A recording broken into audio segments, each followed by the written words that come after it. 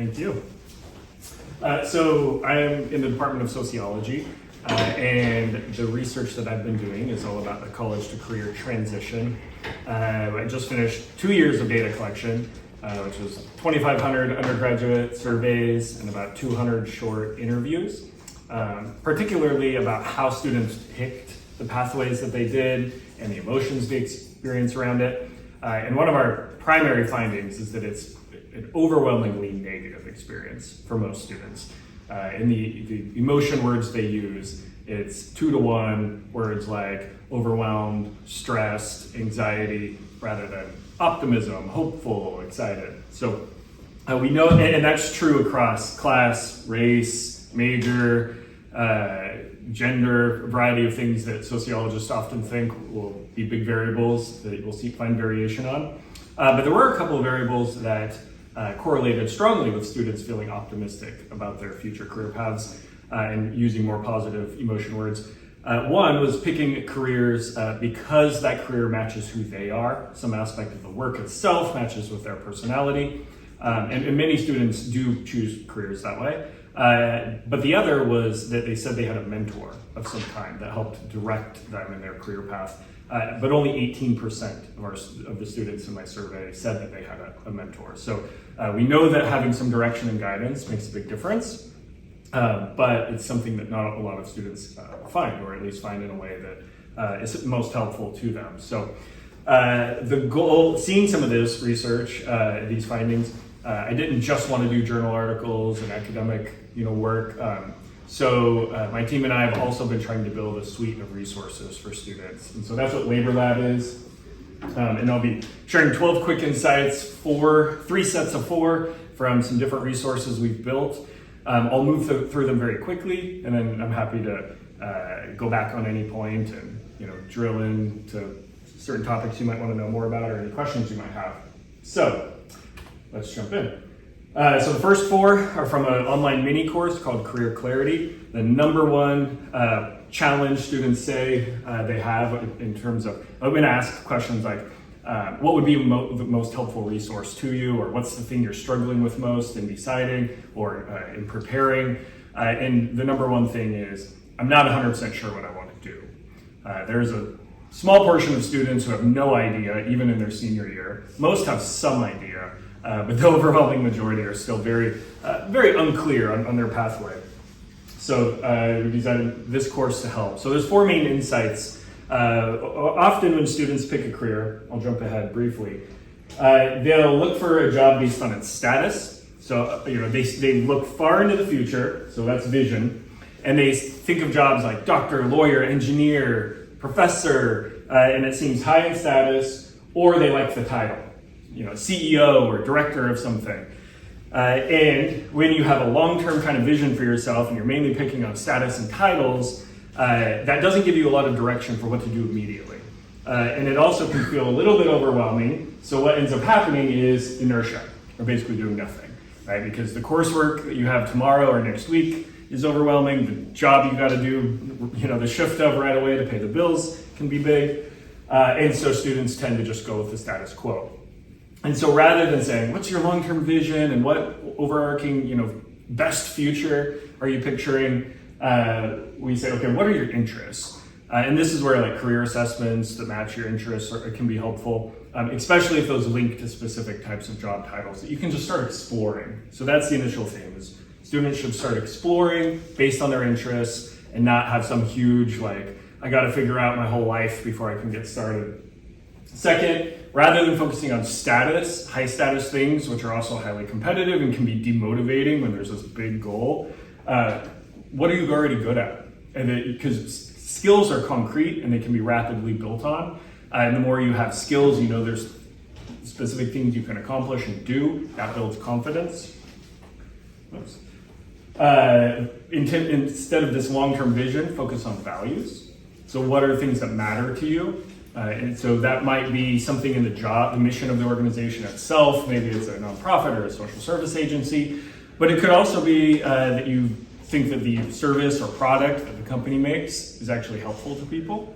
It could be that the job allows you to focus on a passion outside of work. that it has flexibility in its scheduling, or it pays enough that you can focus on a different hobby, or that it's stable enough or has benefits and so it allows you to provide for your family. There's a lot of different sources from which your value set can come from in work, but people we find who have a sense of purpose in their work, they are more fulfilled in what they're doing, and they're more persistent in it in the face of the bad days at work, which we all have. No job is all fun all the time. And then lastly, tasks. This comes from an idea called pixel theory. You look at a picture on a monitor, and it's a lovely big picture, but it's made up of a bunch of tiny pixels. In your career, you can think of it as a metaphor in the same way. It's the a huge part of your adult life. You've got 8 hours a day, a third of them sleeping, a third of them working, and a third of them doing everything else. But you don't spend your day-to-day experience in the whole picture or in the overarching career itself. You spend it in the hour-by-hour tasks you do. And so it's important when you're picking a job to actually think about, what will I be doing? What's a typical day look like? And of course that changes from entry level and beyond. Lots of jobs are not the most fun at entry level. But often people will move into a sweet spot and then get promoted into another layer that is not fun for them. Maybe they love being a nurse or a teacher, and they move into administration, and the day-to-day tasks aren't what they like anymore. It's different for different people, but we find this to be a lot more concrete way to start looking at your job and get moving, right? So what are your interests? What are your skills? What are your values? And what's the day-to-day work actually look like? These next 4 tips come from a guide we put together called the Resume Bank. So tip 1, it is very common and very much a mistake to create a standard or generic resume and to send it to a bunch of online job postings. What you want to do, the solution, is to strategically craft a resume for each job specifically. Even better if you have an insider in the company who can put in a good word for you. But you want quality over quantity, right? Just getting one generic resume and sending it everywhere. We call that the spray and pray method. You just spray out a bunch of resumes and hope that one of them sticks. And it's common to hear people say, I sent out 100 resumes, or huge numbers, and got a couple of callbacks that didn't go anywhere. So you want to design these strategically. But if you're applying to a lot of places, that can be overwhelming. And so this is where the idea of the resume bank is helpful. It's creating a kind of repository of accomplishments you have so that you can copy and paste pretty quickly. So when you put in a resume bank, there are some standard sections: objectives, the job that you want to do, education, experience, and skills. That's in every resume. But it's also worth noting that you can have strategically curated sections. So if you're applying to a particular job, you can have a section unique to that position. Clinical trial expertise, or AI tools mastery, video editing proficiency, customer service management. And these items can come from a variety of different sources. It can be a skill you have, can come from a hobby. If you want a job in video game design, and you won some competition in your video game, playing, you wouldn't normally put that in a resume, but you could in a strategically curated section for that kind of a position. Specific coursework, micro-credentials, right? And you don't have to take an entire 16-week course to get trained in something that can go on the resume. And this would be true for a CV as well, if you're applying for more of a PhD program or research-based grad school. So these are examples of targeted sections in the resume. If somebody put a section called digital marketing skills, they could put a certificate they got, that they're proficient in a certain software, that they contribute to a blog in the industry. It doesn't have to be a top ribbon blog or news outlet. There's lots of smaller things you can contribute to, or just posts in your own LinkedIn profile that are industry specific. And then coursework, or in this case, childcare qualifications, first aid, youth soccer coach, fluent in Spanish, in a class in childhood development. Those might seem totally disparate, but they can curate together in a targeted section. Then, of course, the main part is your experience, your work experience. And so you want to make sure you have very targeted bullets. One mistake a lot of people make is they put 3 bullets And the bullets are basically just the job description. When you put the job title, most hiring managers recognize what that job basically entails. So instead of just repeating the description of what the job is, you want to highlight certain things you've accomplished. So one, start with action words: created, overcame, revitalized, implemented, and then put concrete accomplishments that you've done, and even better if you can quantify those in some way. So you cut costs by 15%, or led programming for 102 campers, as a camp counselor. And so some jobs that we might even think is like, oh, that's just a college job. It's not very career oriented or directed towards your future goals. You can still make it really impactful by finding some of these accomplishments that would be useful in other positions and other places. And then for some of your bullets, don't do this for all of them, tell a story of a challenge you overcame. So here's a couple examples. So one, it starts with the action words, and it also has an accomplishment and a quantifiable outcome, but it tells this brief story. Turned around a project falling behind schedule, ensuring delivery on time and 10% under budget. Or streamlined patient intake procedures to reduce wait time by 20%, enhancing patient satisfaction. It's very brief, and often when you have some of these in your resume, it's inviting the hiring manager in an interview to ask you about that, and then you can tell a story about it. So when you make those bullets, also have in mind a story that if you make it to the interview, you can make yourself look good by explaining how that came to happen. In every job, you're going to be able to find some of these.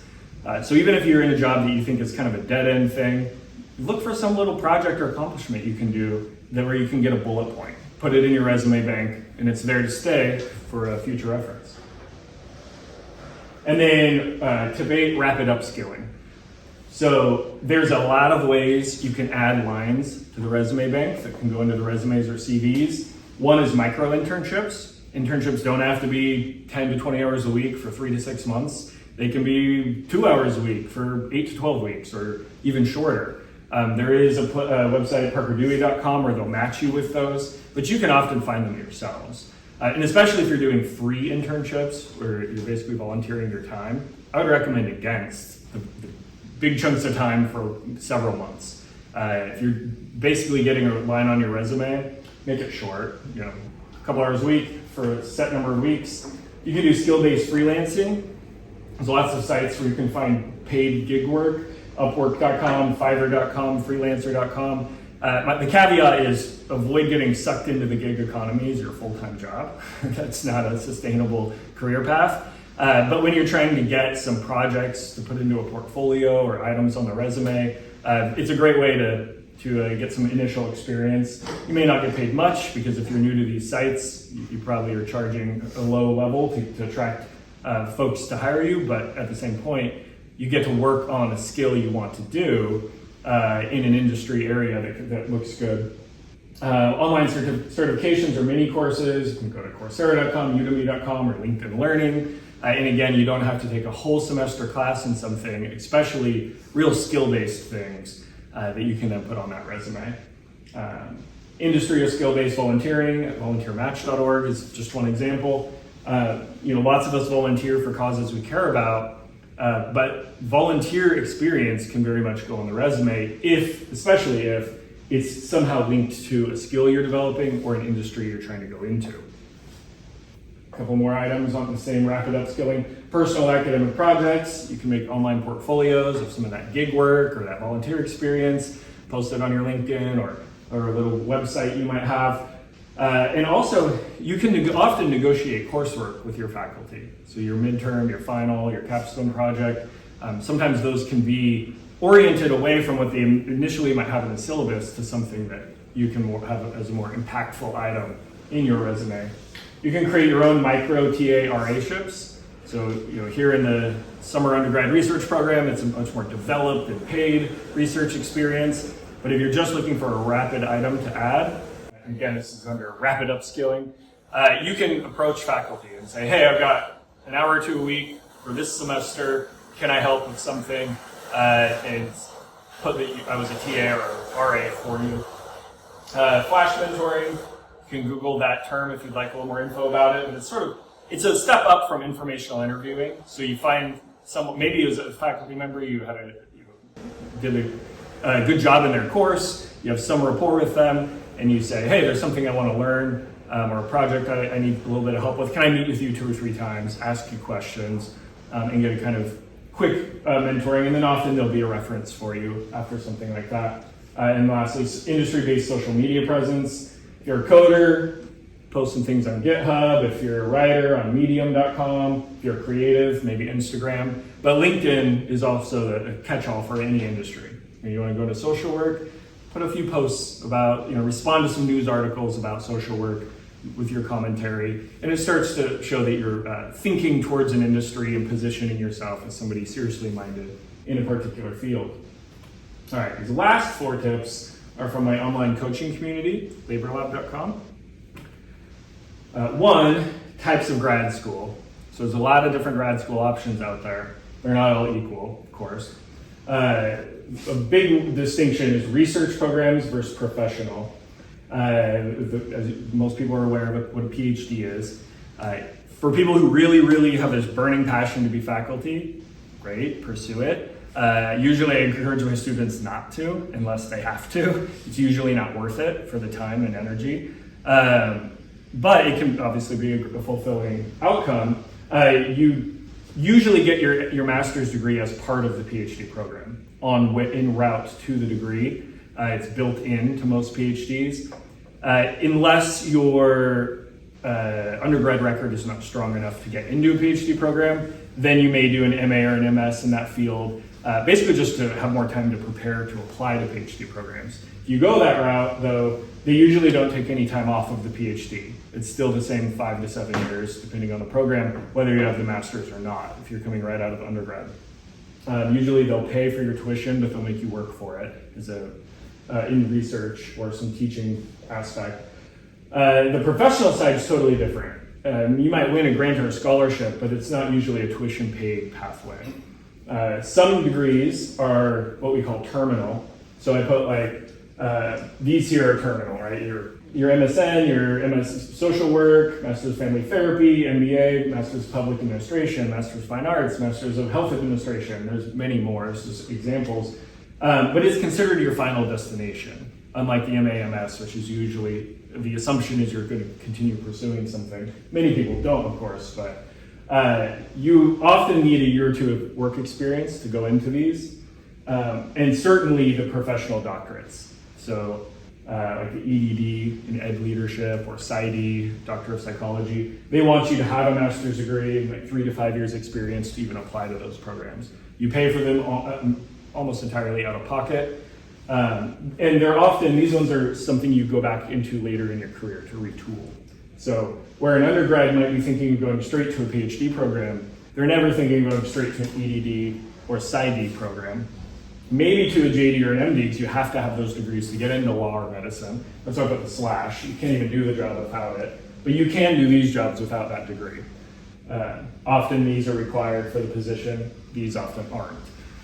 One thing I would caution to be very careful with are the non-terminal MAMS if you have no plan of going on with it, especially if it sounds like a really cool title like org leadership or peace studies or something like that.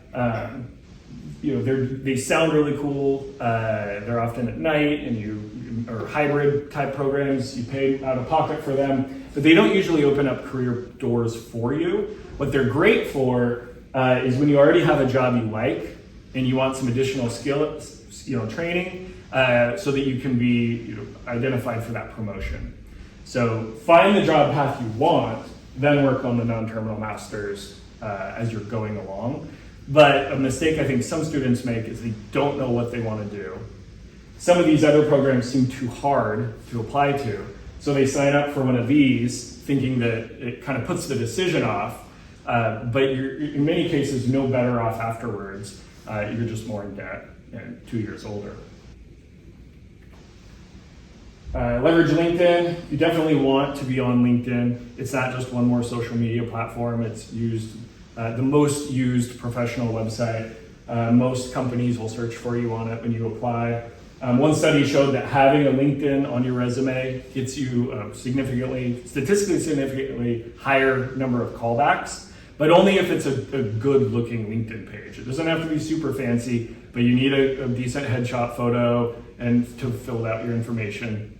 If it's like a blank LinkedIn or looks unprofessional, then it can hurt you.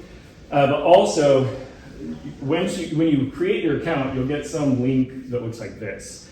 And you can make it customized, so make sure you do that. Resumes don't require physical addresses anymore, but LinkedIn sort of takes that spot. Put that on there, your customized URL. And then lastly, with LinkedIn, the alumni tool is really incredible for networking. It can also be, first, use it to learn about jobs, companies, the skills you need in a job or a company, then for informational interviewing, then for targeted network cultivation. Here's a screenshot of what it looks like. So when you're in LinkedIn, just type in San Diego State University, find SDSU's webpage or LinkedIn page, then click the tab Alumni, and it'll open up something that looks like this. So you can see there's about 250,000 SDSU alumni. And if you press over on this, there's multiple additional columns. You can find out where they work, where they live, what they do, what they're skilled at, what they studied, and how you're connected to them. And in each case, and then underneath it actually has little tiles of each person, and you can message them directly. So that's one of the easiest ways to find initial, if there's a company or an industry you're thinking of, click over, go to the, where they work, and what they do there, and identify a few people. And send them a message. Hey, fellow Aztec, I'd love to chat with you briefly about the work you do or that your company does. And it allows networking possibilities that are fast and immediate and tailored to what you're looking for. 11, use AI tools. If you're not using ChatGPT all the time, definitely do that. You should be using ChatGPT proficiently yesterday. Pick up a second AI-powered tool now. There's text-to-image, text-to-video, image-to-image. There's all kinds of new tools coming out. There's research-oriented ones, Elicit for literature review studies. There's many different tools. Find one that you think, in addition to ChatGPT, is helpful. ChatGPT is great for editing all of your writing, getting draft content for things, brainstorming lists of things. And then, of course, be thinking about AI tools you'll need for the future. AI is here to stay and is only going to proliferate. So rather than be scared of it, just start picking it up. And the advantage of it is, unlike lots of other software that have more complicated interfaces, they're actually quite user intuitive in a lot of cases. So the more you learn any software, the easier it is to pick up more. And if you want some help with that, I'm teaching Social 460, Technology and Society next semester, and it'll be very much oriented towards AI tools and the impacts of AI on society. I didn't make up this quote, but I hear it over and over and over of industry leaders. AI is not going to steal your job, at least not for the next few years, but a human that can use AI tools will steal the job over humans who cannot use the tools. And then my last of 12 tips, passion is a byproduct. And this kind of goes back to the stuff at the very beginning. When people are thinking too long-term about these too lofty of titles and status, a lot of students have this paralysis of analysis. They don't know what to do because they don't know their passion yet. And I hear that all the time. And I think part of the problem is we think of passion as something kind of mystical and internal. It's almost like the soulmate to a relationship, right? That if you don't know your calling and this true passion, then you're wasting your time, or you're lost, you're wandering. And I think that leads to unnecessary guilt and beating ourselves up. But passion's not really something, career passion, work passion, it's not really something you find on a mountaintop, journaling and meditating from deep inside you. It's something that you find as a byproduct of the experiences you have with a lot of different work choices that you make. And so you find that you enjoy working with certain kinds of people more than others, doing certain tasks more than others, certain industries or roles more than others. And you're able to edit these jobs and move positions And you find, if you're intentional about your journey, you find that you become more passionate about your work as you go along. Often, as I mentioned before, entry-level jobs are not the most thrilling. So, for people who switch jobs and careers too fast because they don't like the entry-level job, but they're going horizontally into entry-level jobs in other industries, they're sometimes not getting past just the tasks that they're not loving. So that is my final sort of takeaway there to leave you with, is that it's something you cultivate along the journey, and it's not something you have to have all figured out right away. Our careers are rapidly changing nowadays. It's no longer the era of the 20 and 30-year job. There is a very small percentage of the population that will be in the same company for their whole career.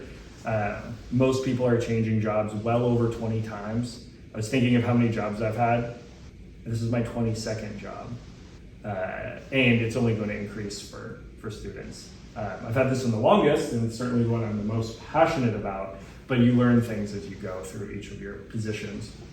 So that is where I will leave you today, although I will say anything I talked about, I'm happy to share. Labor Lab, again, is that the resources we're providing for college students. The goal is to make your college to career journey less stressful and more successful by providing direction and motivation.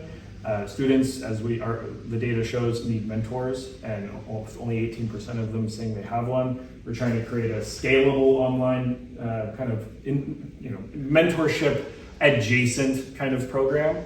These are the live coaching calls coming up. Tomorrow is the October one. It's on resume design. November is LinkedIn. December is choosing grad schools. In January, rapid upskilling. February, job hunting. March, interviewing. And all of this is free to SDSU students. We're still developing the curriculum. So I'm inviting students into it basically to help me continue to build the resources. So if you'd like access to the Career Clarity course, the Resume Bank workbook, or in my online Labor Lab Academy coaching community, just shoot me an email, right, Labor Lab, and I'll give you access to anything you want. So with that, thank you. Are there any questions?